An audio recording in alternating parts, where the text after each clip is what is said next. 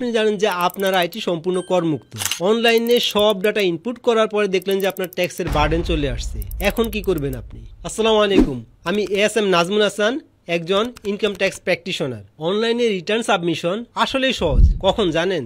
যখন আপনি জানবেন যে কিভাবে সাবমিট করতে হবে। একটা কেস স্টাডি বলি। আমরা জানি যে ইনফরমেশন টেকনোলজি এবং সফটওয়্যার রিলেটেড 27টা বিজনেস আছে যেই ক্ষেত্রে আপনার আয়টা সম্পূর্ণ করমুক্ত। বাট এটা আপনি কোথায় দেখাবেন? ইনকাম ফ্রম বিজনেস সেটা যদি সিলেক্ট করেন, সেখানে যে ডাটাই দিবেন আপনার ট্যাক্স আসবে। এখন বলতে পারেন তাহলে আমার ইনকামটা তো ইনকাম ফ্রম বিজনেস, আমি দেখাবো কোথায়? ব্যাপারটা হচ্ছে এখানে যে আপনাকে জানতে হবে।